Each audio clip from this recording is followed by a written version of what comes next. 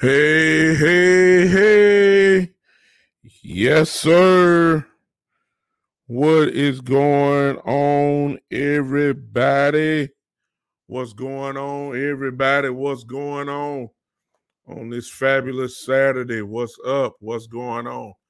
My good people, what's going on with you today? Welcome once again to the Big Time Show podcast that is being seen here live on Facebook, that is being seen live on YouTube and live on Periscope on today. What is going on with you on this evening?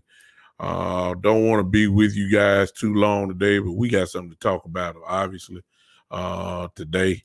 What's going on, everybody? Hello to my family on Podbean that will be joining in, and also with all the various platforms that the Big Time Show podcast is on.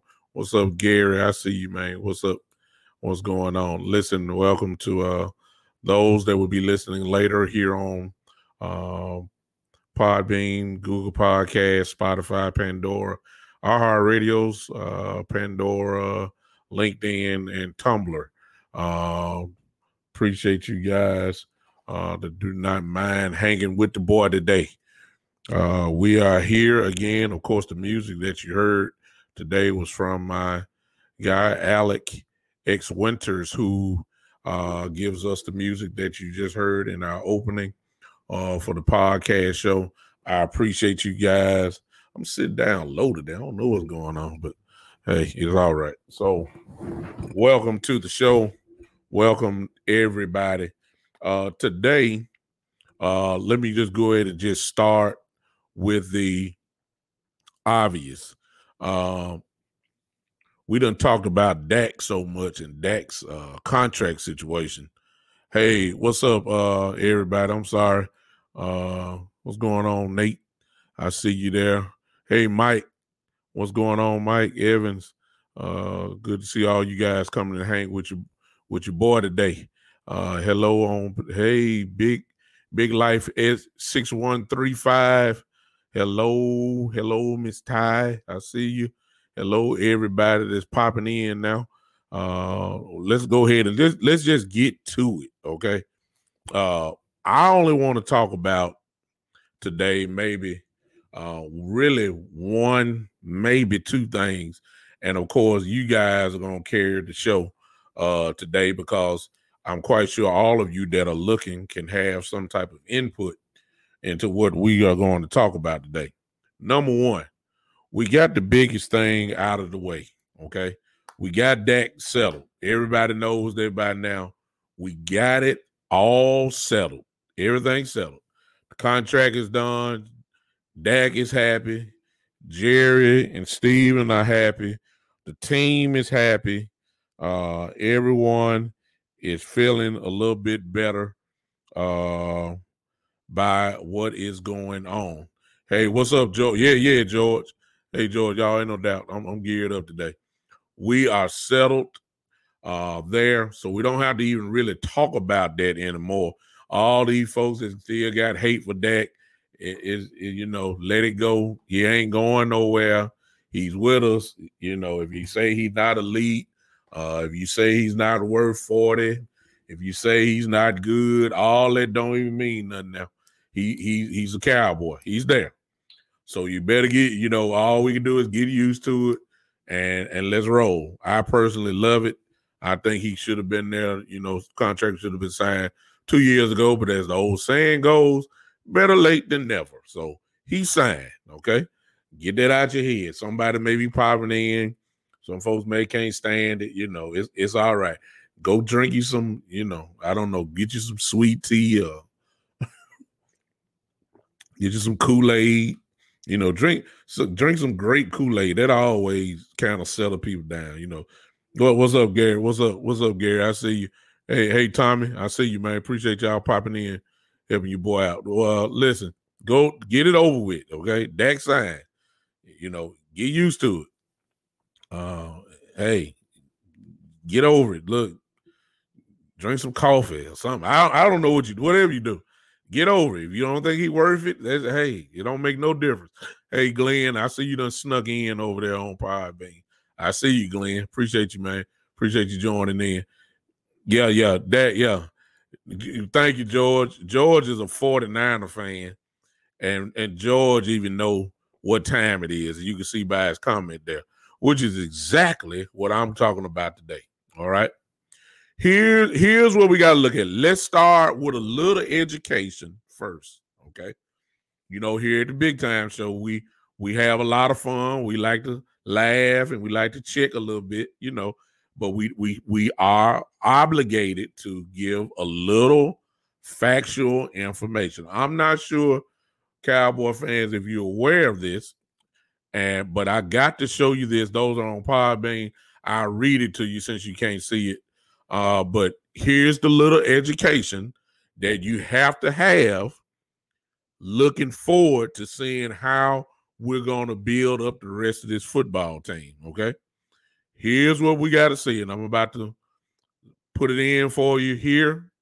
Little education. I'm going to take myself off for a minute so you can see it. I know you see it there. There it is. This was interesting, y'all. I want y'all to focus in on Michael. I can't see the last name, but you see it there, the tweet. This is very important. It says the NFL set the 2021 salary cap at $182.5 million and expected fallout from the pandemic. This is well before last year's $198.2 million and the pre-pandemic estimate of $210 million. Here it is. According to the NFLPA, the Cowboys carried over from last year $25.4 million of unused cap space from last year, which means that now the adjusted cap is actually $207.9 million. And Mike says that the team planned for this. So the salary cap is not $182.5 million. Get the number in your head. The adjusted cap now, because the Cowboys are able to roll over the money from last year, extra 25.4. The cap now is 207. I see you, Mama. Hey, my mama. My mama is on. Hey, Mama. Their adjusted cap now is $207.9 million. We got to get everybody signed under $207.9 million, which means, y'all, we got money to play with. That's just the bottom line. I read all that to say this. Those on Podbean, we have money to play with now. We do. We can go after some real free agents. I'll let y'all see that for just a couple more seconds, and then I'm coming back in. But if you want to look at that, if you can see that, that's a tweet that was done just a couple days ago, actually. You'll see that there, and I'm coming back right now. Here I am. So We have $207 million to play with because we had $25.4 million that rolled over from last year. All right. We can go after some folks now. I hope that the Jones family, hey, my sister's on. Hey, Darlita, I see you. My sister's on here. We have people now. We have the money. We have the funds that we can actually go after some folks now. Okay? Which led me to this.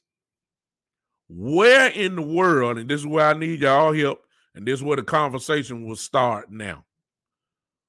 Where do we need to help the most? And I'm strictly talking from a defensive standpoint. Okay? I got something in my head already. I just want to see exactly where you're going. Here, I guess I'll start it off. I think that from 3 levels of defense, defensive linemen, linebackers, secondary, when you factor in the roster that we have, okay, when you figure out the roster that we have, Nate says defensive tackle, all right? I give you that. However, I want you to think, I want everybody to try to, at least this is the way I thought about it, all right? I thought about big picture of everything. I'm not talking about what we need to go get a number one technique on defensive line. I'm talking about, okay, you can have that, but let's also look at the roster of what we already have. And once you look at what we already have, if you add another piece in, does somebody have to leave? Or does somebody that needs to be on the field cannot get on the field because of what you've done in free agency? Or if you go to the draft, where is the person going to play? That's kind of what I'm saying on all levels. My guy, Nate, says defensive tackle. I'm going secondary. All right. And I'll tell you why, and then you guys can give me everything else. I see you, Gary. Gary says created cap room reporter. It's the sign guys already there that they are essentially central guys to me of minimum importance. Sean and Jerry has always said the smartest free agent signings are sometimes your own guys. I get that. We do have to do that. We got to fill out. We got to fill out the roster. I get that.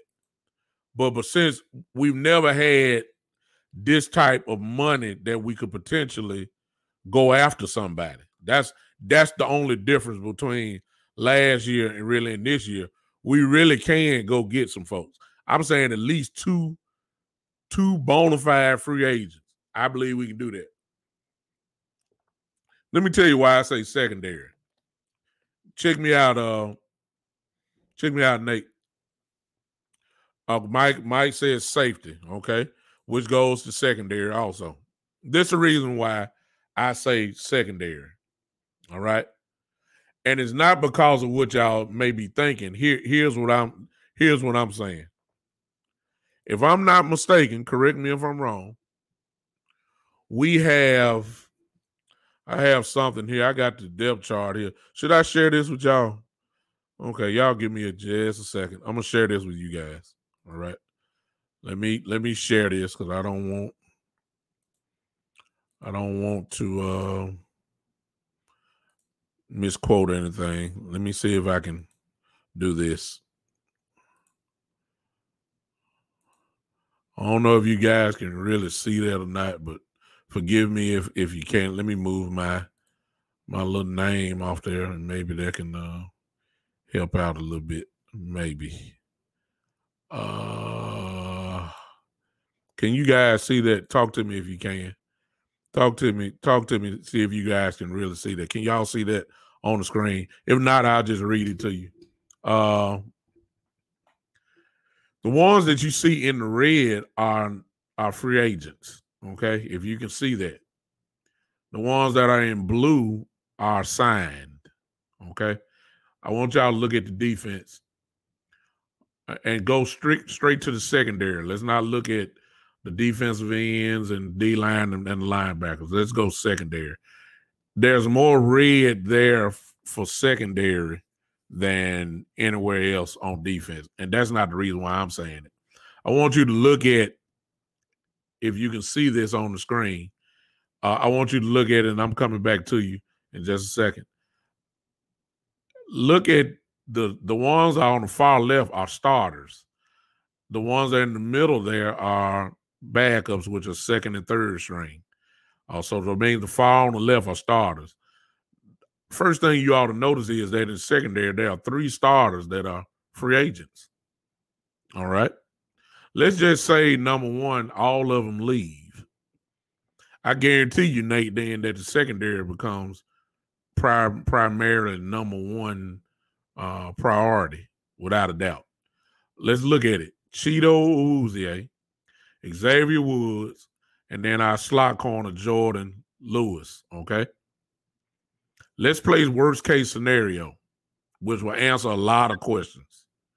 Worst case scenario, we lose, let's just say we lose all 3. Well, if that is the case, and we'll know this in a few more days, a few more weeks at least, then obviously we know what we're going to do in the draft. I mean, I don't even think it's no question what we're going to do in the draft. If we lose all 3, the number 10 pick will be either Fairley or Surtain. I think that's really safe to say that today. Okay, for those on Poppy, I'm sorry you cannot see this, but what I have is the Dallas Cowboys depth chart as of right now. Okay, as of right now. And Cheeto, our starting left cornerback, our starting free safety, and our starting nickel secondary, which is Jordan Lewis, all are free agents. Which means they can leave. They can sign somewhere else. Okay? Now, there's a couple names on here, you guys, that one name for sure that I don't want back anyway, which is Xavier Woods. He can go and leave. The question becomes to y'all, and y'all help me out here. Do we sign Cheeto? I want Jordan. I'm saying we're gonna lose 2 out of the 3. That's me. Do we want Cheeto? And let me say this about Cheeto. Y'all seen it by now. Let me go here. You seen Cheeto. Cheeto stay hurt too much for me. But when he plays, he's not bad. He's a aggressive, secondary. I can play with Cheeto. I can. He will hit you. He's a good run support guy. He just can't stay healthy. I like him. I want to keep him. Anthony Brown, no, sir. Okay. So my question to you guys is, if we get rid of 2 of the 3, common sense kind of tell me, as much as I like Kyle Pitts and all these other guys you see there, it seems to me that you're going to probably end up getting a cornerback. That's my thought. I don't want it, but I'm thinking that's probably what's going to happen. What y'all think? Come on, talk to me real quick. I know we want a one technique to stop the run. I get that. But we got 3 free agents that are considered starters with, if you count slot cornerback as a starting position. I just think that we're gonna lose 2 out of the 3. I really do believe that they're gonna re-sign Cheeto. I will hope that they would sign Jordan Lewis. I will hope that they would do that, which would be just perfect. And then you get rid of Xavier Woods, and then from there, you make up your mind on how you want to do it, which brings in the free agency type thing. The kid Neil from Atlanta, who everybody think is going to find his way to Dallas because Quinn used to coach him too. If we do that, I love it. Yeah, exactly. Thank you, bro, Gary. Exactly. That's what I'm saying. It's just too many free agents there. I didn't even get to the depth chart. I just looked at the three starters that are free agents. And if you're thinking that we're gonna sign all them back, I just think that would be kind of crazy. I hope that we sign two of the three, and I hope they go ahead and let Xavier Woods go. But it seems like they like Xavier Woods, so I just think I don't think we're gonna sign all three. Gary says Richard Sherman would probably come over. Ken O'Neal, maybe. Jordan Lewis, probably. Xavier Woods, their pit cat. He'll be back, which is the problem.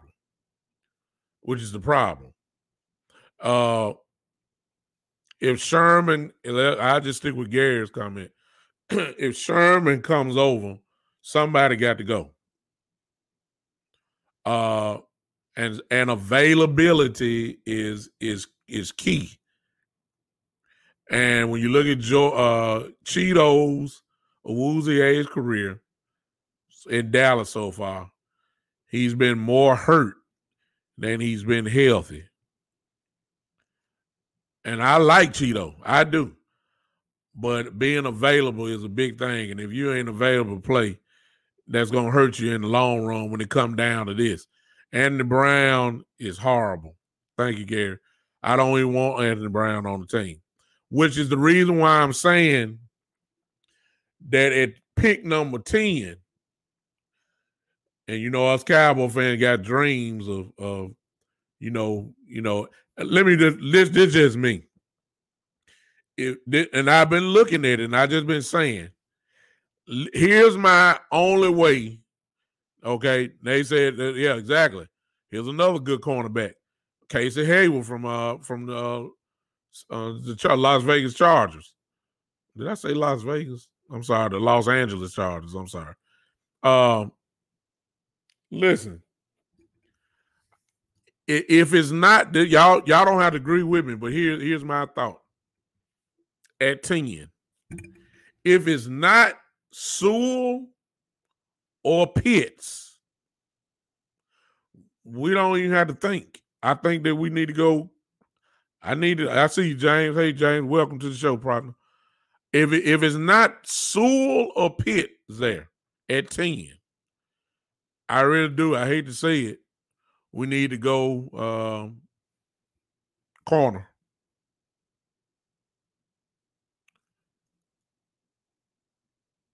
I'm just looking at Podbean for a second.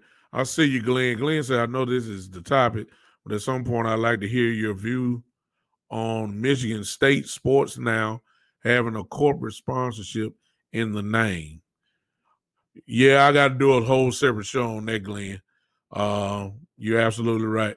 I can talk about it too because I know a little bit about it. Here's my viewpoint on it. I don't like it. that I have to expand on it. I know you want me to expand on it, but I can't do it. You guys were talking about Case Hale. I like Case Hale myself, but how much he gonna cost? That's the question. You see what I'm saying? See, and there's gonna be a whole lot of guys, these cap casualties that we're seeing around the league in the next few days. I mean, I'm talking about some quality, real players. And the question is, I heard the excitement with Dak, but at the same time in the press conference, I still heard that I didn't hear nothing about spending money on free agents. And that, of course, they're not supposed to tell their hand. I get all that. But they really do believe. It's kind of hard for me to believe that Steven is still not in this mindset of draft and develop. He's been doing that for a few years now. It's kind of hard for me to just think that he just going to have to show me.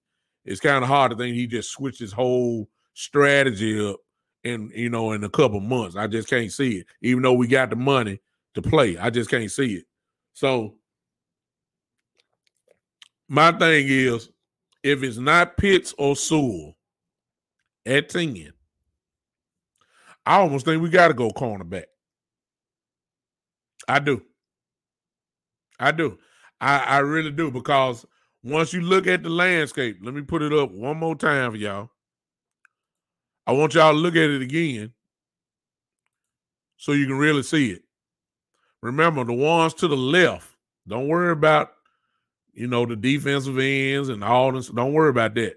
The ones that are in red, are free agents. So the ones all the way to the left, those are your starters. So that means Cheeto, Xavier, Jordan Lewis. Let's go to the next column, which are the backups.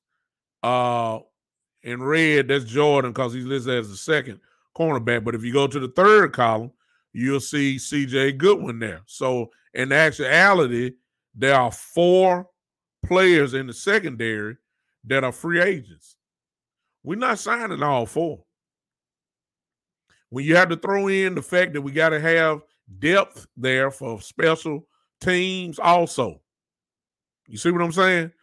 Once you add, so this is what we got to deal with. I know we want the sexy pick and the splash pick. I get that. But when you look at that right there, as you're seeing, when you see that we have 4 players, 4 secondary guys that are free agents, you got to fill that hole up somewhere. And you're not going to be able to do that with you can do it with free agents. Let me take that back. You can go get these nickel and dime free agents. I get that. James got a long note. I'm going to have to read that. Y'all see that in the box there. James Godwin said, I'm going to go out on a limb and say that they might surprise them picking a top linebacker. The idea is to pick up a safety cornerback. Then, to me, I like the one technique, which I call the stud muffin. But overall, I think they're going to pick up a linebacker and surprise a lot of people. Gary said that they got to tighten up the middle DT linebacker safety spot. I'm gonna do this, y'all, because I can't keep up. I'm just gonna put it all there so y'all can see that. All right, y'all gonna start seeing your comments as I talk there.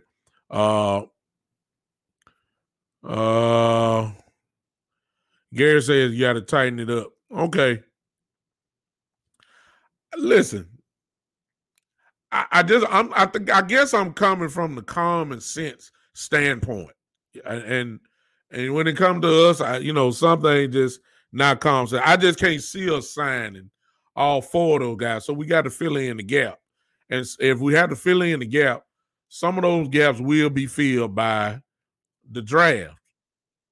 And I'll tell you why I wouldn't want to draft a corner at 10. Because when you draft in the top 10, whoever you draft usually is a starter. You don't draft no guys in the first round that high and they ride the pine or become the 3rd or 4th cornerback. That's not it. And the idea of us drafting Surtain, who probably will be there, or Fairley, drafting them at 10 and putting them out there as a rookie with Diggs on the other side, a second-year player, and Donovan Wilson as a safety. I'm sorry, y'all. I mean, rookie cornerbacks especially get tore up in the league. Diggs got destroyed at the first part of the year. He got it together at the end. Obviously, he got hurt, but Diggs got better every time we saw him. I don't want to take that chance on another rookie. I'm sorry. That's me. Which goes back to earlier about the free agency pool, which means why would you draft a guy at 10 if you're going to get another cornerback? You don't draft guys at 10 and then let them ride the bench all year. You don't do that. You don't do that. Gary says, well, if they want a linebacker at 10, though, Parsons not a top 10 guy to me to trade down and get an extra second pick Parsons later. That goes back to James. James, I'm going to have to kind of agree with Gary on that one. I like Parsons. I do. I like Parsons, James. But is he really a 10? I mean, I like him, but I don't like him at 10. You see what I'm saying? I don't like him at 10. I ain't even got to the linebackers yet. Gary, as you can see by the thing Gary said, that Diggs got destroyed. That's why you need a guy like Sherman on the squad. Well, that's my point, which goes, I'm trying to really, I'm rationalizing. And y'all guys help me. Let's work this theory that Gary has put up here. Y'all see it. You know, as I said, rookies get destroyed in the league. Cornerback rookies just get destroyed. I don't care who you are, unless you Deion Sanders or maybe Jalen Ramsey. Other than them two guys there, who came in was dominant. Everybody else got, it just don't happen. It's rare.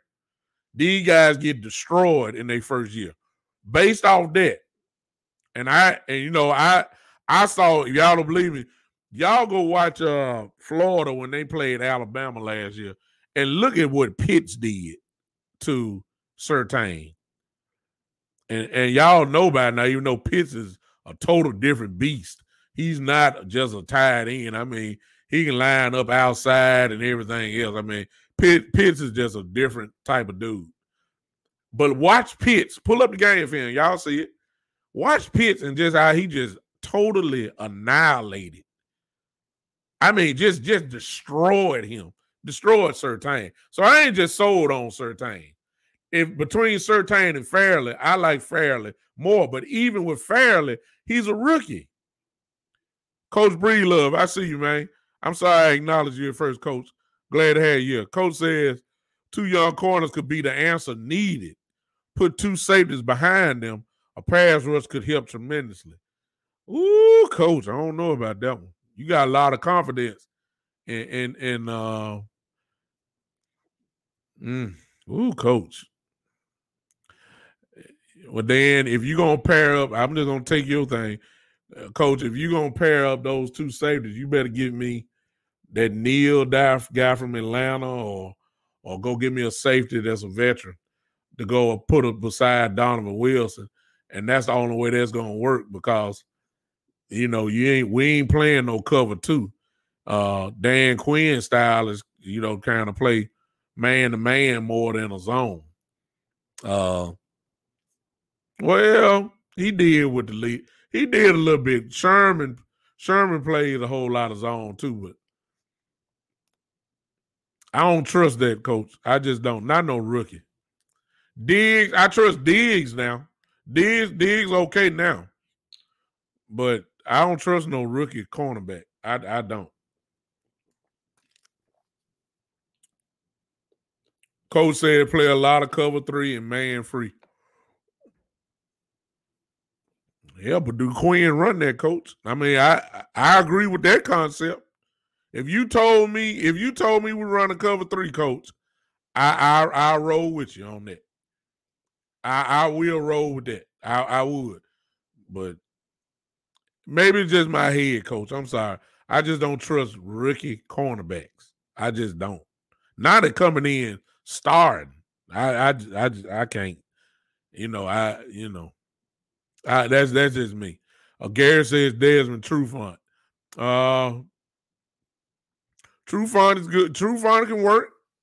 You talking about Trufant can work. On down the list, I'm gonna tell you somebody who's good. Now he's not mentioned as one of the top corners, but I'm telling you, Asante Samuel Jr. can play. Now I'm just telling y'all. Now y'all, William Jackson is good. Thank you, Gary. I'm talking about these are the guys that ain't got the publicity yet. Coach Breedlove brought out a real good concept, though. I got to admit it. Really all depends on what scheme. I'm just not sure if Quinn ran a cover 3. I just don't remember running a cover 3 too much at all. I'm not saying he's not capable of teaching it or whatever. I just don't remember it. Maybe that's because of the talent level that he had, obviously in Seattle, and Atlanta. Maybe that's the case, but I just don't trust a rookie cornerback. Now, if you tell me we're going to get Sherman or Patrick Peterson or this the kid from the Chargers, then I'm with you. I'm with you. I just don't. That's why I say I don't know, Coach, and everybody. I don't know that if you're adding veteran leadership, you're bringing the veterans in to start. I love Asante Samuel Jr. I love him. I love Asante Samuel Jr. I'm telling you now, I love him as a corner. He can hit you. He's fast, and he can cover. That's what you want a cornerback to do. I love him. He's got the pedigree, obviously, from his father playing, who's probably been teaching him all his life from that position. So he comes into the league a little bit more advanced than most people because of his pedigree. His dad can teach him stuff. I'm not familiar, Gary, with Paulson or Debo. I haven't watched him. So I had to, since you brought him up, let me look at him and I'll kind of see where he kind of ranked. But Samuels Jr., who we can get later on now. We can get him later on. And I'm telling you, he can make an impact. I'm not saying he needs to start either. What I am saying is, I even though he's a rookie, I don't trust him. I don't like that either. I don't. We need to get some guys that's veteran. And if you get the veterans, my question is, are we really drafting a corner at 8? Or are we going to get those corners later on? I mean, excuse me, at 10. Draft them at 10. If we get veterans at corner now, we're not drafting a corner at 10. No way. No way. No way. We might get a corner later on, but it won't be at 10. It won't be at 10, y'all. I'm going to tell y'all that right now. So that brings in, and I don't think for those that were talking defensive linemen, we're not drafting a D1, a Tech 1 guy with number 10. There ain't nobody really there for that anyway. Okay? All right? So we're not drafting there at 10, no defensive tackle. If we're going to get a defensive tackle, that's going to come from free agency. But then when you look at the landscape of where we are at defensive tackle, I don't see them giving up on Tristan Hill. I don't see them giving up on Woods. They definitely ain't giving up on Gallimore. Okay? The jury is still out on Gerald McCoy. I mean, if you keep Gerald McCoy, okay, and the 3 names, I guess the question mark would be Woods, but if Gallimore and Hill ain't going nowhere, so it ain't gonna be defensive tackle at 10. If we get some veterans at corner, we're not drafting a corner at 10. It would make no sense to draft a guy that high to have him as the 3rd cornerback listed or something. That just don't make sense. Okay? Which brings up what Gary's saying. Best player available or trade down. Which goes back to my original stuff. And Gary, here, let me push back on what you said about Slater. Okay. Unless you're telling me about Slater at 10. If you're telling me that Slater, they have in mind for him to play guard, because he can do that too. I know he's a tackle, but he can play guard also. If you're telling me he's playing guard, then I'm down with it. In other words, Connor Williams, goodbye. Or move on somewhere. I'm not move on, but you lost your starting job. But if you draft a Slater for tackle or at 10 and you're telling me, okay, he's our swing tackle. You don't draft people at 10 to be a swing tackle. you draft people at 10 to start immediately. And as long as Collins and Tyron Smith are there, Slater ain't gonna see the field. Unless, exactly, Gary, unless he plays guard. Now, if you telling me Slater is gonna play guard, I'm down with that. Because when Tyron Smith retires, you can automatically move Slater to tackle. Or you can move Williams to tackle and keep Slater at guard. You can do that. Okay, I will agree with that. Only if you telling me he's playing guard. But if you telling me he's our next tackle, I don't have time for experiments. I don't have time for my guy who got picked at 10 to be riding the bench all year. I don't know. No. I need impact. So, but when you add up all of those players, once you look at the depth chart, secondary seems the way that we need the most help in, whether that's by free agency, whether that's by the draft, whatever the case may be, because I really feel like we're about to lose at least 2 out of our 3 starters in the secondary. And somebody going to say, what about Reggie Robinson? Well, if you put Reggie Robinson out there, isn't that like having another rookie campaign? Reggie Robinson didn't see no field last year. Even though I heard that they talking about moving him to safety and all that kind of stuff. Okay, that's fine. But even if you put him at safety, if you talking about him starting at safety, which a lot of people are, few people are even mentioning that, well, ain't that like having another rookie? He ain't never played. I don't know what Reggie Robinson can do. It'll be just like putting another rookie out there. We need some veteran help, man. That's why we need to take advantage of this money situation that we've had. Y'all forgive me, Podbean. There's a lot of people over there. Let me see. Okay, Glenn, I see you agree with my statement earlier. I got you. Hey, Gertrude. Hello. Gary, I guess that is you. 1958 Gary. And I'm sorry if I can't pronounce it. It's ASKAN Hosen 293. Welcome to the stage on Podbean. Appreciate you guys for joining in on that. Thank you so much for helping me out today by giving me your ear. So what do y'all think? I see if you're a Cowboy fan on Podbean, what do you guys think? We have 3 free agents that are starters for us in the secondary. I personally don't think that we're going to sign all 3 back. I just can't see it. If they do, then that lets you know that we're not really drafting secondary for sure then. It is interesting.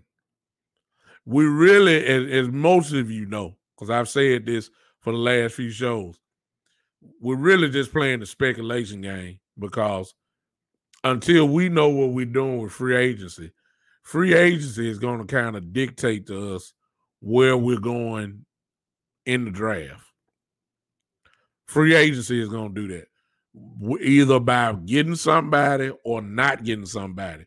Free agency is going to tell us what we're really going to do in the draft. It really does. And so what we need to do as Cowboy fans is just pay attention tremendously to what we're getting ready to do, at least in the free agent market. That is going to answer a whole lot of questions. And it's probably going to kind of give us a slight insight on where we're going to do with the draft. It really does. I really just can't see it, y'all. I know some of y'all like the corner. I get it. I get it. I get it. But let me say this. This is not Alabama, okay?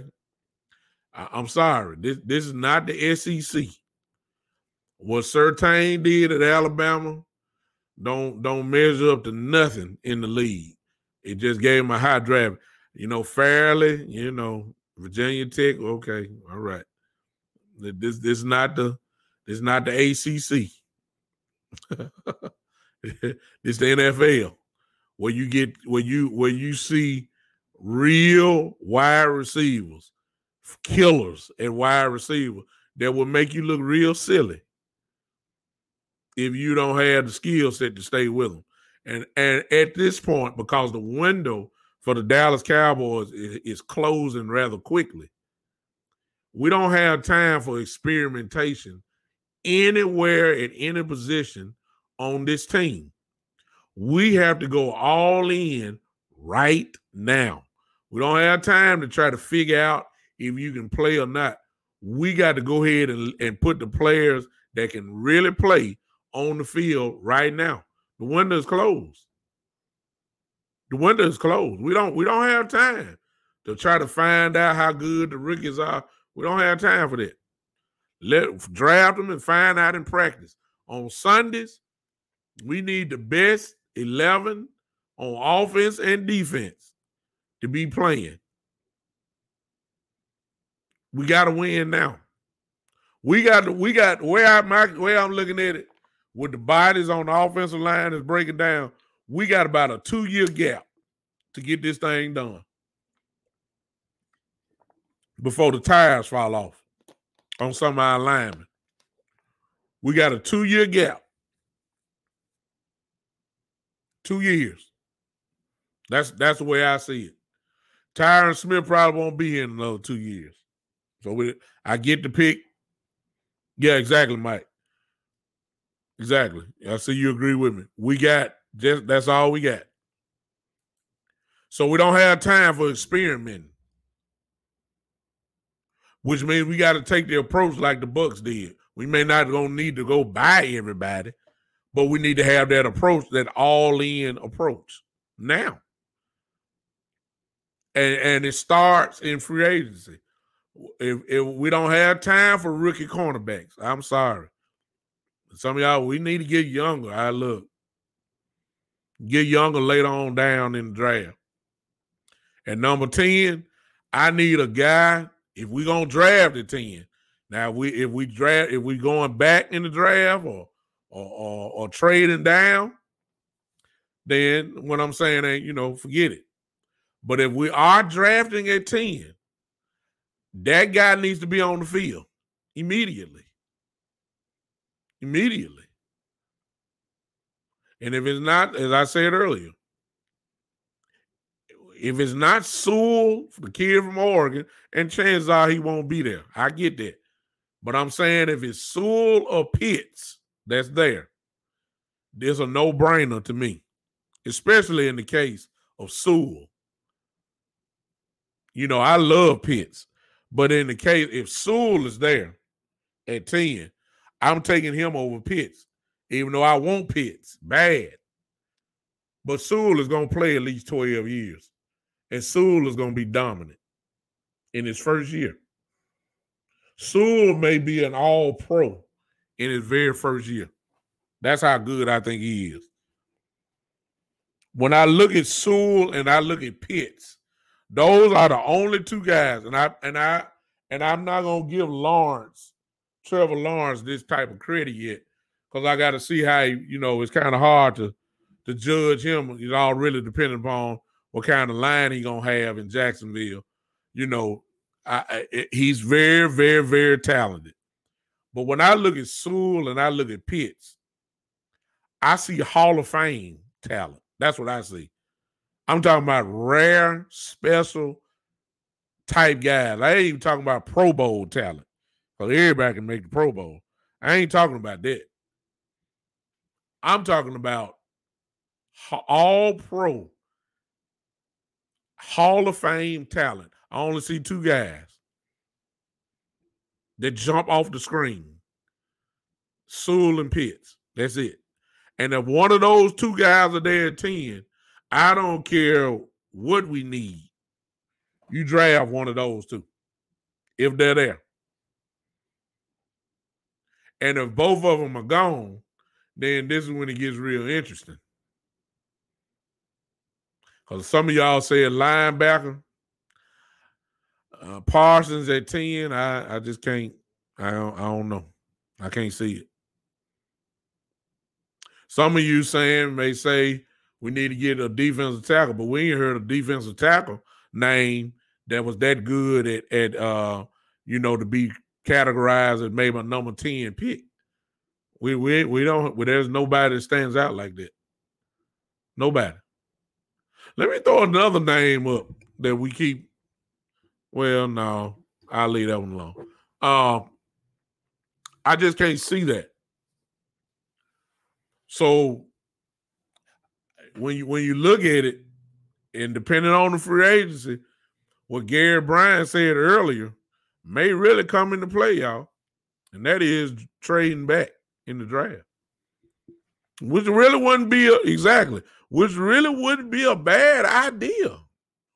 I mean, I'm serious. I really would not be mad. The only way I would be mad is unless we don't get adequate trade value for the number 10 pick. It really wouldn't be. Look, here's my automatics. I'm going to say it again. If Pitts and Sewell are there, you got to take one of them. I mean, you got to take them. These are generational type players. These guys are going to get a gold jacket one day. I'm already on the record. Pitts will come into this league right now and will be an all-pro his first year, depending on, of course, where he play and who the quarterback is. Pitts has that type of talent. Immediate impact, all-pro, first year. Sewell, all-pro, first year, rookie year. No question in my mind. That's how much I like them. If it's not them two, I agree. Gary. I don't think Sewell would be there. I'm just saying, with all the quarterback talk going on in the first 4-5 picks, some of these guys are gonna fall. And depending on, where we are, some of these guys are gonna fall. We're gonna have a real choice there. Do you want Splash? I mean, Waddle may be there at 10. I mean, I don't think Devontae Smith is going to be there, but he may fall just a little bit. Chase may be there at 10. I'm talking about splash picks. You know what I'm saying? So if it's not those two, and depending on where we are in the secondary, we're not drafting a safety at 10, so we know that. The corners probably will be there, but I'm not sold on rookie cornerbacks. That's me. And I don't think nobody's special enough that you're going to say, hey, we're drafting you. You are starter day one. I just can't see it. I can't. Even though Diggs is pleading hard for his boy Surtain because he played with him. Mike say, would I take Waddle at 10? That's interesting, Mike, because you got to look big picture. Let's just be honest. We're not going to be able to sign Gallup after this year. I mean, I'm just telling the truth. We're not going to be able to sign Gallup. Gallup, if he have another big year, his price going to just keep climbing. Okay? And you hate for somebody to offer him big money and he just walk out the door scotch-free. That's why you hear that's why you keep hearing folks say, let's trade Gallup so we can go and get something for him now, because if we don't do it, he's going to walk away, free. Which brings in your question, Waddle at 10. That would solve that problem, wouldn't it? But Gary just brought it again right there. Look, you don't pay a third receiver $17 million, which means what Gary's saying is if you get Waddle, he's not starting over CeeDee Lamb. And then the truth of the matter is you do not pay a slot receiver $17 million. Now, it wouldn't be 17. You wouldn't pay him. You wouldn't. I don't know if you took Gary. I don't know if you're talking about Waddle getting paid that, or because you got to keep in mind a rookie contract. But at 10, you would be paying him a nice piece of change, and you don't pay slot receivers that little money, money like that. Yeah, Waddle would be a benefit, no question, Mike. I see you. He would open up the middle of the field like Noah. Oh, no doubt. No doubt. There's no downside for putting a guy like that on your team. The question becomes, how much sense does that make? I say you got Gallup's cap is $17 million. Yeah, you talking about Gallup, exactly. We're not paying Gallup next year. There's no way in the world you're gonna be able to pay Cooper. Then you gotta keep in mind CD's numbers. He gonna come up eventually before his contract ends. If CD have a big year this year, I wouldn't.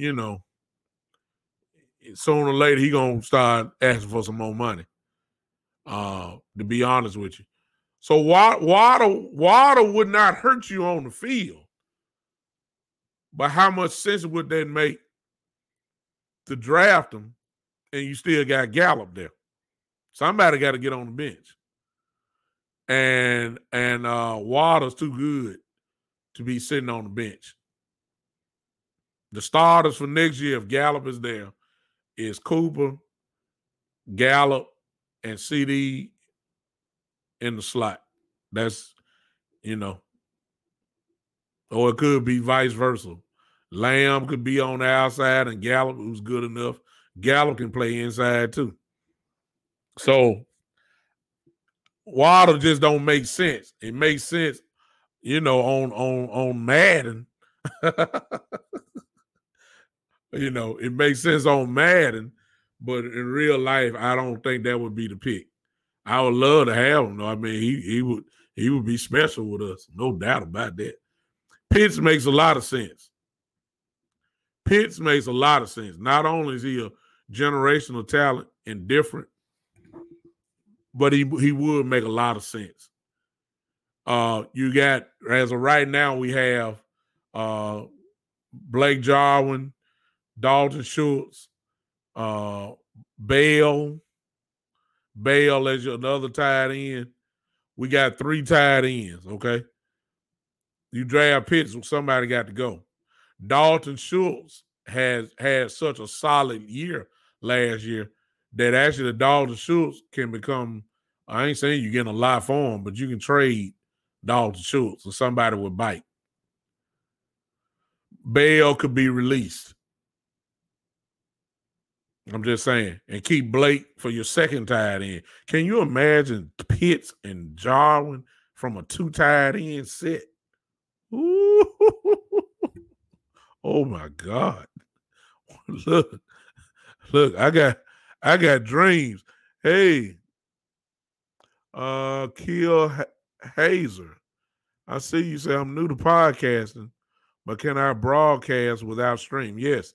You're doing that right now I'm doing that on Podbean. If you're on Podbean listening to me, you can't see me. I'm talking to people that I'm doing it on Facebook, YouTube, and Periscope at the same time. Killer Hayes 936. I'm doing that right now. If you're on Podbean, which you are, you can't see me. They can hear me live and in color like you hear me right now. It's just Podbean, they don't do video streaming like that. Yeah, exactly, Gary. 12 personnel, 2 tight end set. Oh my God. Can you imagine Jarwin and Pitts together? Oh my goodness. Oh my goodness. See, this would carry the off Pitts on the offense. Now we talking about what Dak did just last year. Oh my God, you put Pitts to this. It would be unbelievable, the numbers that will come from this. Let me tell y'all something. I'm sorry, but I guess I'm pushing Pitts, but I done told. Look, if you put Pitts on this team, do you know how much pressure a defensive coordinator is gonna have every single week? dealing with this team. Think about it. On one offensive formation, this is what you can have with Pitts out there. You can run a 3 wide receiver set and Pitts at tight end, and then Ezekiel Elliott coming out the backfield. Who you gonna double? And whoever you double, you leaving one-on-one with on the other side. If you roll the coverage to Cooper, okay. Then I got one-on-one with Gallup and Lamb and Pitts. Then I got Ezekiel Elliott who can catch the ball out the backfield. And let me throw this in. If you have Pitts and you got Cooper, Lamb, and Gallup out there, you ain't stacking the box. No.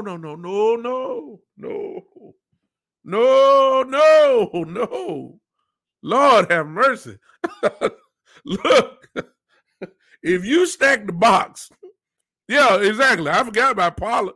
You can put Pollard out there with Ezekiel. Look, you can, matter of fact, let's just call it like it is. I forgot about that with something that Kellen Moore haven't done too much. If you put Pitts, Cooper, Lamb, Gallup, and then a shotgun on one side, you got Pollard, and on the other side, you got Ezekiel Elliott. Who you gonna guard? Who? If you take away Cooper, okay, all right, take away Cooper, fine. That means I got Lamb 1-on-1. I got Gallup 1-on-1. I got no 8-man box, as Michael Evans just said, which means I can run out of that. And Ezekiel Elliott ain't seen no 7-man boxes in so long. It's ridiculous. But you get a Pitts there. This is what it does. And if you did put 8 men in a box, Dak Prescott is gonna have 40 touchdowns this year. Cause can't nobody guard that. Look, when you got I'm serious. I'm sorry. I'm daydreaming right now. Look, if you have Pitts on this team and that formation I'm just talking about, let me tell y'all something. You can have the AFC Pro Bowl team out there on defense. They couldn't guard it. You can't guard that. Y'all think Dak was showing out before he got hurt before. You get Pitts on this team, I promise you, we'll see things that we ain't never seen before. This would be the most, other than maybe the Chiefs, the Cowboys with Pitts there will be the without a doubt, the most explosive offense in the league. I personally want Pitts because I want that type of pressure. I want 35 points a game. Yeah, exactly, Gary. You let Ezekiel Elliott start running and ain't got a loaded box and watch what start happening. Can you imagine the play action game with Pitts there? Oh, what? Can you imagine? I don't know if y'all watch football people. Football people know what I'm talking about. Can you imagine? Thank you for Glenn for helping Killer Hayes out, 936. He's telling the truth, Glenn. This is a perfect platform. Podbean is awesome. Can you imagine? Yeah, James. See, y'all starting to see what I'm talking about. James, you're right. It's a nightmare on Dallas Street. Look, coordinators wouldn't get no sleep during that week. I mean, what are you want to take out? If you say, okay, like everybody said for the last year, we got to stop Ezekiel Elliott. We got to, okay. I don't mind putting the ball in the hands of Dak Prescott then. Please stop Ezekiel Elliott. Please commit 8 to the box. Please. I'm begging you. I'll take my chances then. I didn't have this kind of confidence before in Dak Prescott. I got it now. You want to take Ezekiel Elliott out? Okay, fine. Cool. Let's go to work. See, they could do it. So everybody kind of confused. Y'all forgot. They could do that last year because Dak wasn't there. Andy Dalton was there. Ben DiNucci was there. Gilbert was there. Yeah, of course you're going to stack the box. But with Prescott there now, please put up 8 people in the box. Please. Please. Please. I'm begging you. If I got Kyle Pitts, I don't care if I don't. We didn't have Kyle Pitts last year. You saw what Dak was doing. Please load the box up this year, even if you don't have Pitts. I take my chance with Dak, with Lamb there now. But Lord have mercy, if you get Kyle Pitts, man. Oh, my God. Woo. Oh, we have one of the top 2 or 3 offenses in the league. And you're going to have to score to beat us. Because we going to score.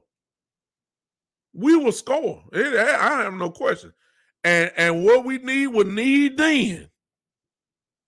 See? You draft Kyle Pitts. Let me tell you how much I believe in Pitts, y'all. Let me show y'all. Some of y'all ain't going to like what I'm going to say. I don't care. If we draft Kyle Pitts, y'all, in the first round at 10, if he's there, every other pick from that point on can be defense. From the second round to the compository picks, all the way to the 7th round, you can go defense then. But if Kyle Pitts is there at 10, man, forget Slater, man, no. I just can see how we can go to the next level quickly. We ain't got to. Dalton Schultz was solid last year. I'm talking about solid. I was shocked that I knew he could play, but I didn't think he was gonna have such a solid year. Dalton Schultz played good. If y'all think the Schultz had a big year, oh my God. Would have had the Dalton. What do you think Dalton Schultz would have had if Dak was there? I'm just saying. This Kyle Pitts, I told you he's a generational player. That's my opinion. I see Hall of Fame on him already. He's Shannon Sharp, the Denver Bronco version. Okay? That's what Kyle Pitts reminds me of. He's Shannon Sharp, the Denver Bronco version, part 2. If some of y'all are old enough to remember, some of y'all young folks, y'all the one you have to look and find highlights. But for those of us that are old enough, you knew that Shannon Sharp was a matchup nightmare. That's why Shannon was 4-5 time first team All-Pro, Hall of Famer now. You put a linebacker on him, he was too fast. You put a cornerback on him, he was too big. And he can outrun back then some of the cornerbacks. That's how Shannon Sharp was. He was a complete matchup nightmare. Travis Kelce is a problem. But Travis is not fast. Travis is just big and can run routes. He's fast enough. Can you imagine somebody like Pitts who can run like a wide receiver and he's big, and you try to put a little linebacker on him, he's going to destroy them. If you put a safety on him, he's too big. I mean, a complete walking matchup nightmare. That's who I want. He would make this offense go to the next level immediately. That's what I'm saying. And keep in mind, I'm not knocking Blake Jarwin. For those that remember Blake Jarwin coming out of college, Blake Jarwin was a wide receiver. He has wide receiver speed. Blake Jarwin does. But he's big enough to play tight end. The knock on Jarwin was, can he block? That was really the only thing. He was not better than Jason Witten at blocking. He was not that, but he was more of a threat than Jason Witten. But the question about him is, can he block? Go look at the film on Kyle Pitts from Florida and go watch him block. Pitts is a total different dude. And he would make this offense go immediately to a top. You got to keep in mind, with Dak there, the Cowboys already a top a top 5 offense. Already. We talking about going to another level, man. I'm serious. That's why I'm saying if he's there at 10, which he probably won't be, I'm so sold on Pitts, I say let's go get him. I'm serious. I don't want Philadelphia to get him.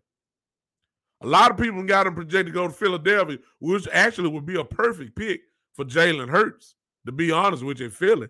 That'll be perfect for Philly. Perfect. Everybody, some folks say a quarterback. I don't want him to go to Philadelphia. I want him, look, anywhere but Philadelphia. I don't want to see him. I want him with us. And that's the pick that I want. I don't want no cornerback at 10. If Pitts is there.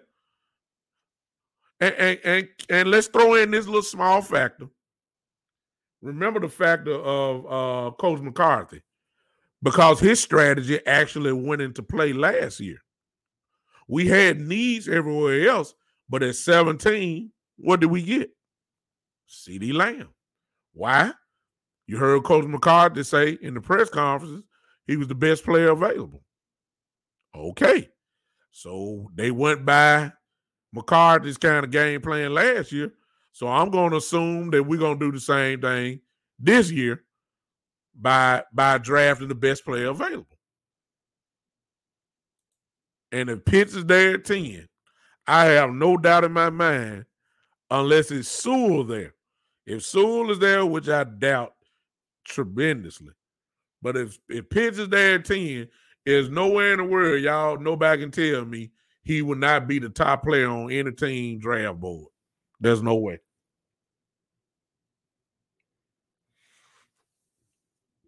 My solution, as I leave y'all now, unless y'all keep talking to me, because I'm enjoying y'all comments. My solution is for secondary, since we got money to play with, let's go ahead and shore up at least the safety position.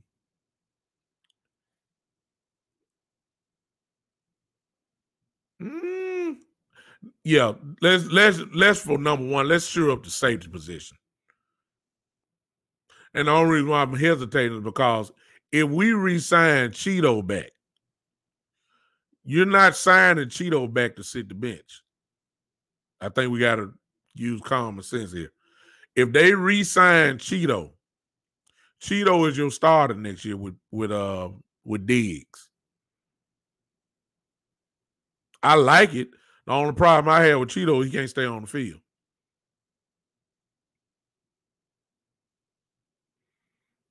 Yeah. Gary, y'all see what Gary said. I really do believe, and it would make sense for Philly. I hate to say it, but if Pitts is there and Philadelphia is there, I really do feel that Philly would pick him. I really do. And it would make sense. Jalen need a threat that he can rely on. Pitts would give him that immediately. But if we sign Cheeto would be our starter next year. If we sign Cheeto back, Cheeto will be our starter with Diggs, Donovan Wilson, and then go give me some safety help. Give me some safety help. We're not re-signing Cheeto to ride the bench, because Cheeto can go actually leave and go start at plenty of teams. So that's the one you really need to be looking for. Now, if we don't sign Cheeto, I'll take some veteran help at corner and safety. And then I'm ready to roll, at least with the secondary part. No question about it. But we got to y'all got to pay attention to the moves Cowboys making the next few weeks. It's going to tell us a whole lot. Look for Cheeto Awuzie, who is our other starter. Drafted in the second round a couple years ago. If we re-sign him, Gary said, I don't want Cheeto at cornerback. I need a veteran with some dog in him. I see dog in Cheeto, though. It just he stay in the cage too much because he hurt. Donald says, if we sign Cheeto, we not taking Surtain. Exactly, that's true. I say tackle from Northwestern. Donald, you talking about Slater. We've already talked about him. I don't know when you jumped on or how long you've been listening, but what we've been kind of saying is if Pitts is there at 10, which, if I was a betting man, I'd say he probably won't be. But if he is there at 10, all bets are off, you go get Pitts. Pitts will probably be higher on your draft board than Slater. There's nowhere in the world I can see that Slater is higher than Pitts on anybody's draft board. Anybody's draft board, whatever team. There's no way. And if you're going best player available, you're going to take Pitts. No question about it. None. It's not even a second thought to me. Yeah, you just joining in, Donald, but I'll recap you. We talked about Waddle too. But Waddle, yeah, Gary Slater's a safe pick. That's a conservative type pick. I mean, it's more than conservative. Slater can play guard, so it's a great pick. It's a great pick. I'm just saying, I just believe that Pitt's gonna be higher than him on the Cowboys draft board. How could he not be? Waddle, Donald, since you joining in, we talked about Waddle. The only way that you draft Waddle is really for insurance purposes because you know you're not going to sign Gallup next year. That's the only way. But my pushback to that was, Donald, was that I'm not drafting Waddle at 10 because I don't want to draft a wide receiver at 10 and he automatically becomes your fourth receiver for next year. I mean, think about it. Your starter is Cooper. Gallup is your other outside, which means CD is your third. And if you're talking CD going outside, now if you're talking about trading Gallup, then okay, I get it. But if you're talking about keeping them and getting this year done, you're not drafting nobody at 10 to be your fourth wide receiver. Exactly. Cedric Wilson is there. I mean, Water, obviously, I think is better than Cedric, but that don't mean Cedric is no trash. Cedric ain't no trash. He just can't stay healthy either. That's my only pushback, Donald. You don't draft a guy like Water at 10 and he's coming in fourth on your depth chart. Which in actuality, it could stay that way. I think Dak's influence now, he would tell Kellen Moore, he would tell Jerry Jones that I want I want Gallup out there with me. And I believe they're going to honor that. Well, if that's the case, you're not drafting Waddle at 10. Even though Waddle would make a tremendous difference too. If you ran a four receiver set, I mean, good Lord. You take the tight end out. And run a four receiver set, and your four, this is almost too funny just to even dream about. Your four wide receivers are Cooper, Gallup, Waddle, and CD Lamb. I mean, come on, man. That wouldn't even be, that'd be unfair. Donald say he believes Sewell going to the Bengals. Yeah, they got. I mean, I said when it came to Sewell and Pitts, Donald, I say this is just my opinion. You may differ, and it's fine because everybody just a little slight analyst now. I said those are the only two guys in the first round that really just jump off the screen. I see Hall of Fame talent with those two guys, Sewell and Pitts. That's what I see. I don't see just a little Pro Bowl, Rick of the Year. No. I'm talking about generational type players. That's what I see when I see Sewell and Pitts. So if one of those two guys are there, that's why I say I'm not even hesitating. I'm taking them. It's not even a discussion. It's not worth even talking about. So appreciate you, Don, for jumping on. You obviously, since you jumping on, you got the same mindset that we got, and you just catching on. Let me go to Podbean real quick, see what they're talking about. If it was or listen to your son trash talk on Madden, he's talking about my son who jumps in. I see you, Glenn. Yeah, I was thinking about bringing him on yesterday for the preview show, but he wasn't here. I did it in the afternoon while he was still at school. So that's pretty much it, y'all, today. Check out the moves. The moves that the Cowboys are making or will make, or the moves that they won't make, will kind of let you guys in on what we're going to be doing draft-wise. If we sign veteran cornerbacks, we're not getting Surtain or Fairley. We may get a cornerback, but they'll be later on. It won't be at 10. If we sign somebody like Sherman or Peterson or Patrick Peterson, those type of guys, we're not drafting a Surtain or a Caleb Fairley. Not at 10. It just wouldn't make sense. You don't draft guys at 10 to become your fourth and fifth corners. That just don't. That's not good. If we draft, if Slater is there, it gets a little interesting, as Gary said. Drafting Slater, I'm not sure about him from this standpoint, Donald. Again, if you're telling me that Slater will be playing guard and Connor Williams will become the swing tackle, then I get it. But if you're telling me that Slater is being drafted as a guard, as a tackle, then I don't like the pick because Lyle Collins and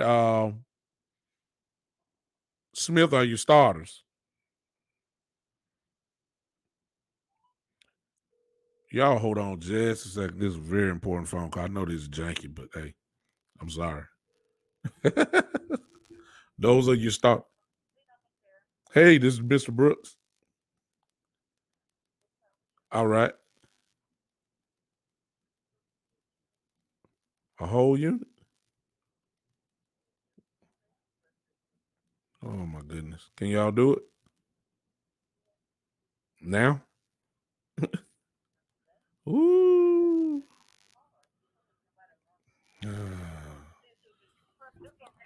Okay, I'll bring it Monday. I'll come and get it.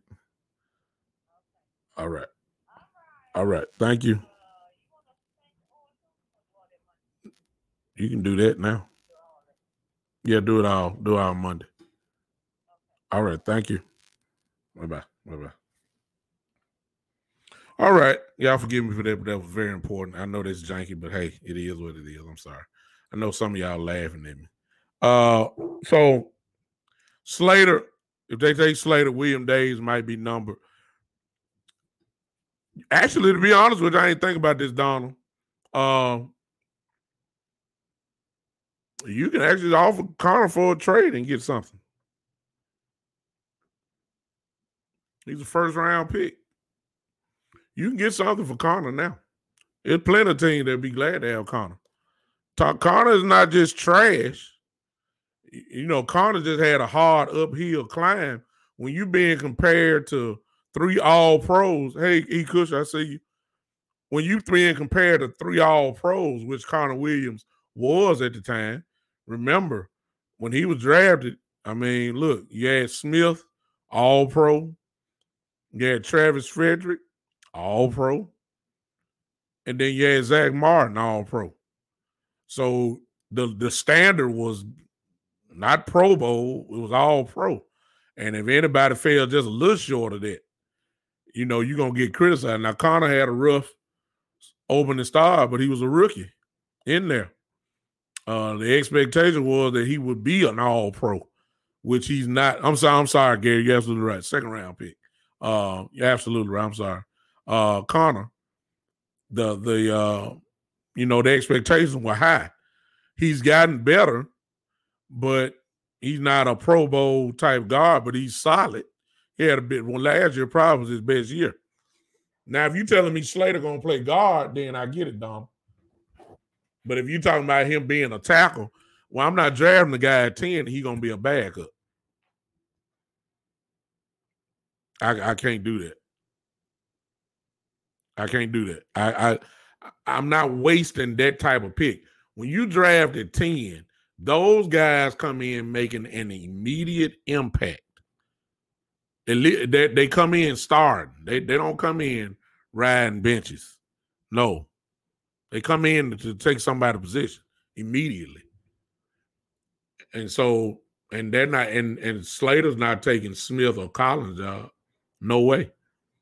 At tackle, right or left. That is not going to happen. So I don't even want to waste the pick. That's why I'm going this back to my square one.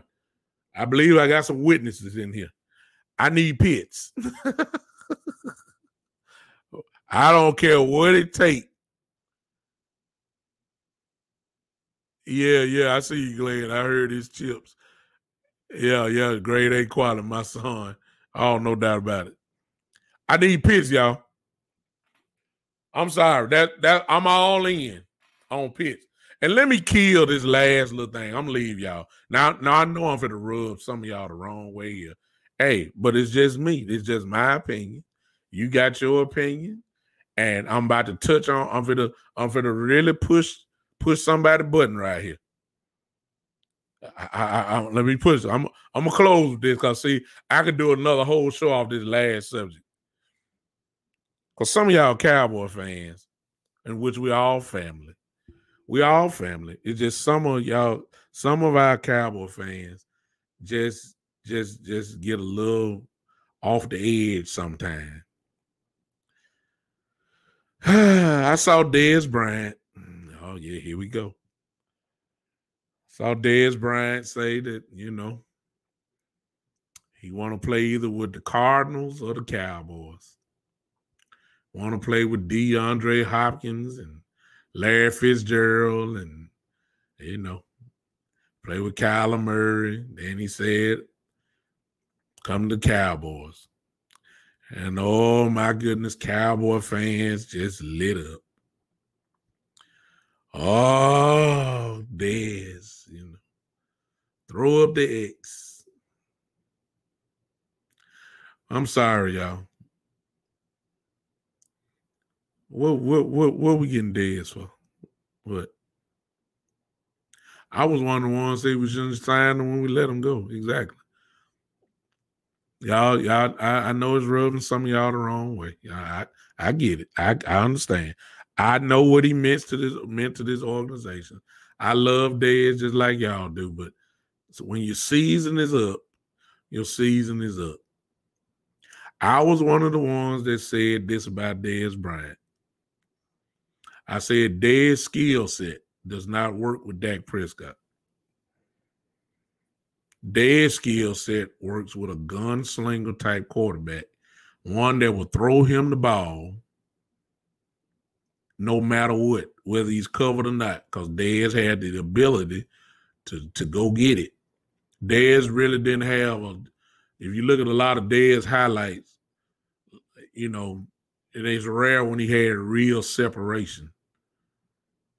Dez always was amazed. We were amazed by Dez getting the ball when he was covered, jumping over folks, getting the ball like that. Let me tell y'all something. That Dez Bryant ain't living no more. Injuries have caught up with him, okay? He can't jump high like that no more. He never was just a speedster. He's more of a possession receiver, okay? Why do we want to waste a roster spot with Dez Bryant? Forget the feel-good story. We played that role with Jason Witten. When your season is up, your season is up. I'm sorry, y'all. I love Dez. Come on down here and sign this one-day contract. If you want to play with the Cardinals, go on play with the Cardinals. Dez Bryant does not work with Dak Prescott. Dak Prescott needs a wide receiver that can run routes and get open.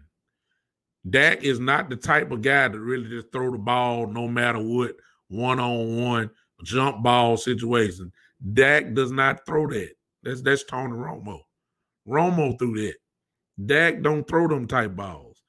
Dak want guy that can run a precise slant route, a precise comeback route.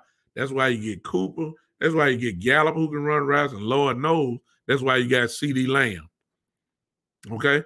We don't need a replay of Dez. Y'all go back and Google the games of Dez last couple of years. Dez didn't see 100 yards. Dez, y'all don't forget, Dez was catching balls, and he wasn't double covered either. Okay, let's get that right. Dez was catching 2 or 3 balls a game for 36 yards. 4 catches for 27 yards. 4 catches for 47. Dez was not doing, I mean, come on, y'all. Dez kept the team fired up. He's good at that. Dez is a dog. I give him that. But the skill set left the dog. He was not an impact player the last couple of years. This is just the truth. And some of y'all getting mad now. I know it. Dez will take up a roster spot. If you go get Dez, who you going to cut? Cedric Wilson? For Dez? Somebody who's going to play on maybe 1 or 2 years? What we getting Dez for? He ain't starting. He automatically, if push came to shove, Dez Bryant would be at best your 4th receiver. At best. What in the world would you go trade to get a 4th receiver for? Sign a guy for a feel-good story? I ain't even looking at some of y'all comments. I almost want to go back and look. Let me look and see. Somebody say they torn on it. You torn because you know what Dez meant to this organization. That's what you torn over. Plus, you want to see Dez leave out on his own terms. Look, we did that with Jason Witten when he should have been gone, when Blake Jarwin should have been on the field. But because of Jason Witten and the quote-unquote feel-good story, when we all know Jason Witten was not a threat, we let Blake Jarwin sit on the bench for years, I believe 1 or 2 years, when he should have been on the field a whole lot more. Because it was just a feel-good story. We ain't got time for feel-good story. We're trying to win. Now. I don't even want to see Dez come. We ain't disrespecting Dez like that. Dez can't get his number back. If Dez comes to the Cowboys, what number you going to wear? No. CD don't need to give it. It's 80. No. 88 is gone. I don't want Dez back and he wearing 82 or 80, 87, 80, 89. No. Love that. I love, yeah. Exactly. Y'all see, yeah, Gary, there you go. I see y'all exactly. Exactly. Gary say 59. Yeah. What number you gonna wear? He ain't getting 88 back. What CD would give it to him. CD would give it back to him just out of respect. I don't care if he got 88 back. He is not that Dez Bryant no more. Exactly, Don. Yeah. So I saw Cowboy Nation getting hyped. We talking about feel-good story. Dez Bryant, time in Dallas. And look, I ain't say his time is up. It's just his time is up in Dallas, Texas. His time may not be up somewhere else, but his time is up. We done got, look, we don't need that. He'll be taking up somebody's roster spot. I'm just saying. He would be. He had a decent year in Baltimore, but he wasn't playing a whole lot then. Everybody talking, we need him for the red zone. How you know he can jump some more? I mean, he can't jump like that no more. What you think CD Lamb was there for? Huh? Y'all good? Come on, Cal. Come on, Cal. Let's get back to reality. We need Dez for the red zone. Can he get open? Dak don't throw that ball. Romo was throwing that ball up regardless if somebody was there or not. Regardless if it was Dak, Romo threw it up. Dez come down with it. Dez can't do that no more. Dak don't throw that ball, man. You don't see Dak throwing jump balls to Amari Cooper. You don't see Dak throwing jump balls to Michael Gallup on little fade routes from inside the 5-yard line. You don't see that. You don't see Dak throwing it up. Well, we did see it last year with CD. Barely. Huh? The time is over, man. I don't know why, See, that would get you, those kind of moves there would get you the 18th pick in the draft by signing Dez Bryant. The feel-good stories. Same rules apply to Sean Lee. Somebody need to tell Sean Lee, Doc, we appreciate you, man. Thank you for your time. Thank you for your effort. We realize that when you're on the field, the defense played better. We appreciate all you've done. But it's time. Your time is gone. We got to get younger at the position. We got to go find us a dog. And we thank you for your time. It's the same thing. These feel-good, kumbaya moments. No, I don't want Dez. If we want Dez, this is how I want Dez. And I'm not knocking him because he meant so much to our organization. I love his heart. I love the way he played. But this is all I want from Dez. You come over here and sign this one-day contract and retire as a Dallas Cowboy. That's the only way I want him back. If he go to Arizona, let him go to Arizona. That's fine. There'll be a one-day contract waiting on you after next year where you get to retire as a Dallas Cowboy. That's the only way I want Dez Bryant back. With a one-day contract saying, we want you to retire as a Cowboy, which I'm quite sure is going to happen. But as far as him at training camp and preseason and OTAs and no, we don't need that. We're trying to win right now. If I'm going to get a veteran, give me a veteran that's going to make an impact. Dez Bryant is not going to make an impact. And he would make an impact in the locker room. Unfortunately, I don't want I need impact on the field. I could care less about the locker room. You got Dak now. Okay? You got Dak back. Dak, as much as they say they love Dak make up for all the locker room presence in the whole on the whole team. We don't need that. We don't need Dez Bryant. Now, some of y'all don't like it. I understand. Some of y'all don't like it. Some of y'all are gonna be watching this replay. Some of y'all somebody gonna take what I said and put it in they show and they blog and and inadvertently and subliminally talk about what I said. I don't care. Time is up. You had your chance to get Dez a couple years ago. We passed on him. Jerry knew what time it was.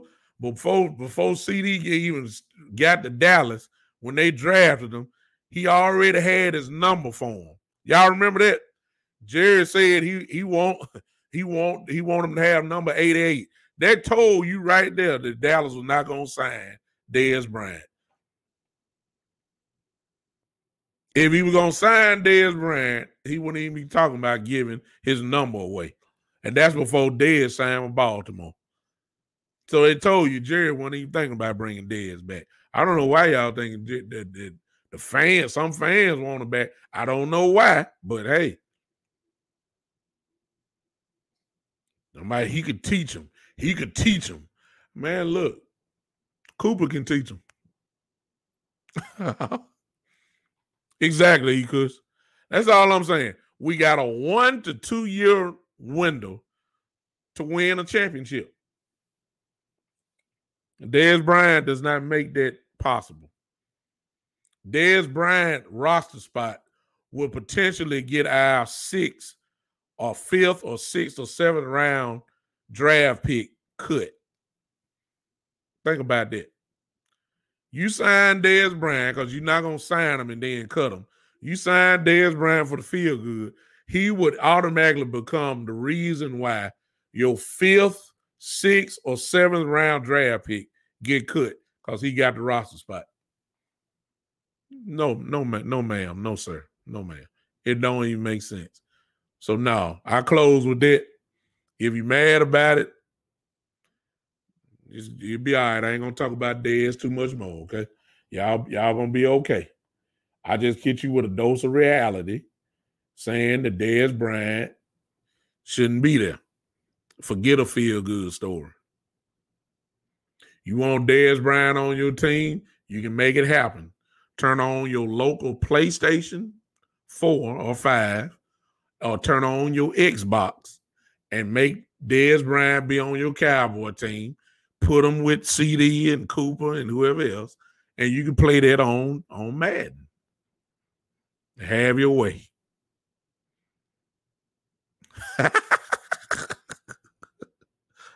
Yeah, if you want it that bad, I just gave you the solution. Turn on your PlayStation 5 or 4 or 5, or turn on your Xbox, make the trade or whatever, and sign Dez to the Cowboy team and plug them in. Plug them in. That's all you got. It can happen for you. And I'm quite sure you'll do quite well. I'm sure. I'm sure some of you would do well with that.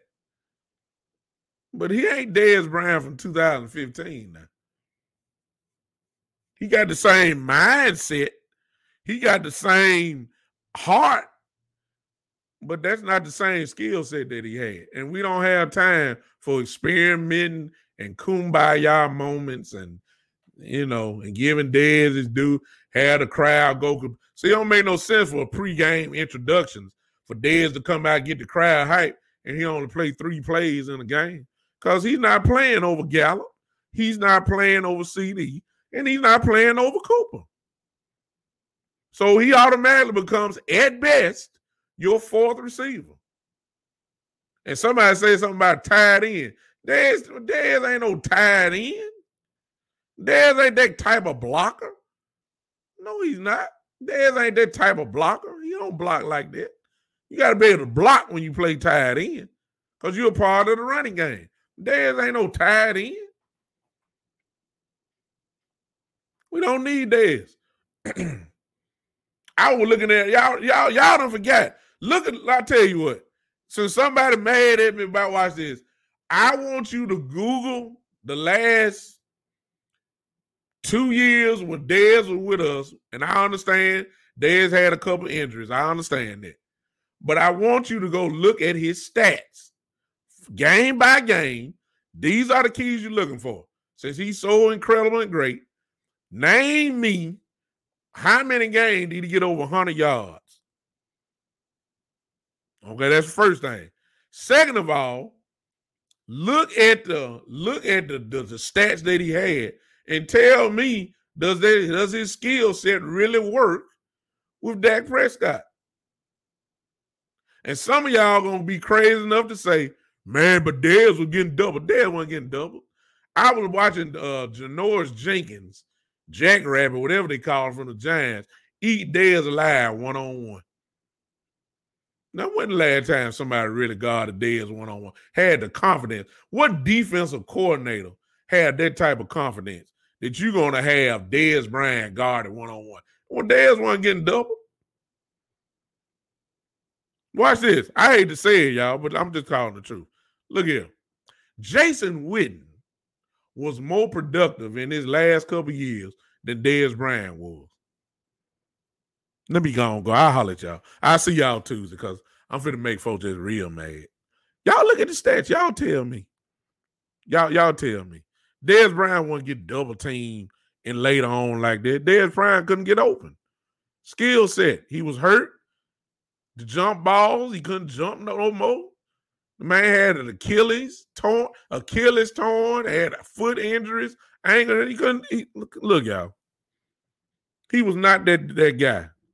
And some of y'all just want to. I don't know why you want Dez back. Let me turn on my PlayStation. Let me. Oh, Mike Evans, Jack Rabbit is available.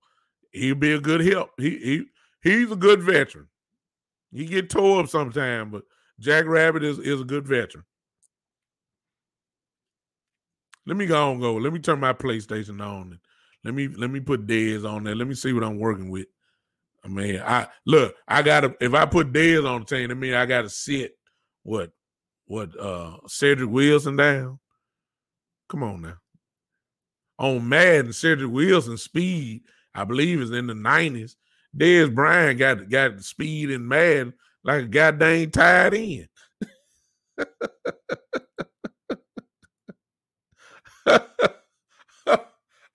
Come on, man. I love Dez. See, some of y'all think I look. I got crucified for saying this when Dez was there. Like re-sign Dez. I was saying, man, Dez is no. He does not work. He need a gunslinger. You give Dez Bryant or Aaron Rodgers, somebody that'll launch the ball, Mahomes, or Josh Allen, gunslinger type guys.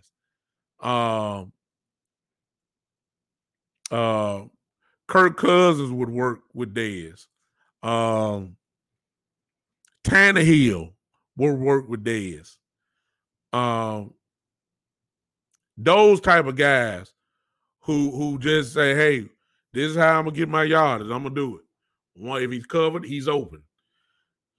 That's the only guy like Dak Prescott is not that type of quarterback. Dak Prescott is more of a workman, precise type quarterback. If you're covered one-on-one, in his mind saying you're covered. That's how Dak has always played. He don't believe in this. If he's covered, he's open. No, that ain't Dak. If you're covered, you're not getting the ball. That's how Dak is. Dak got to see you open to throw you the ball.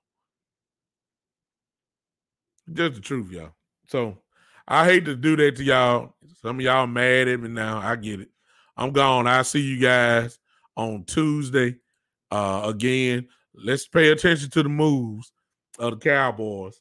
And that's going to help us dictate at least our thoughts of how this draft thing is really going to go. So I appreciate you guys. Listen, as I leave, as always, I could do this in the middle of the show.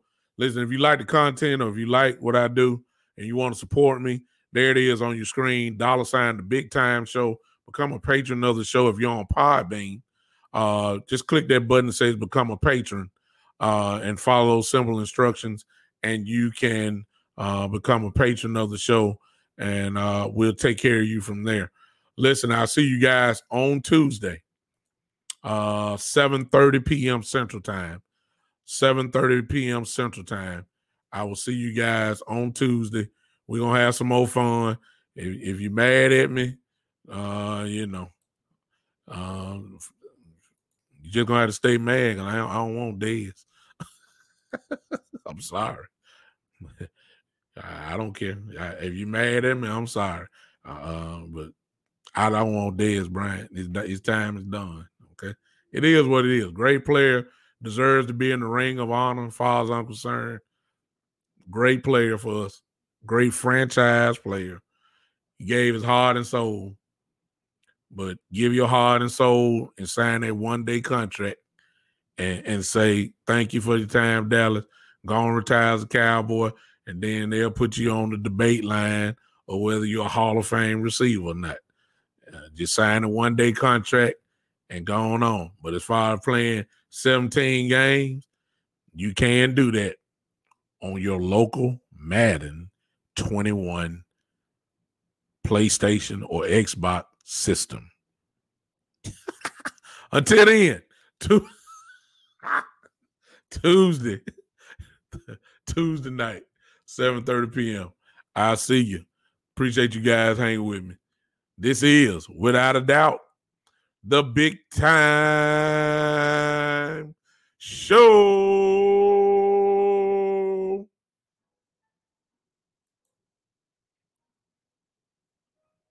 Appreciate you, Podbean. We out of here. See you Tuesday, 7:30 p.m. Can y'all just do me one favor before y'all leave on Podbean? For those that are still here, can y'all just do one more time? Glenn, if you still here, come on, y'all. Can y'all just put your hands together with the music? Come on. Woo! Come on, clap, y'all.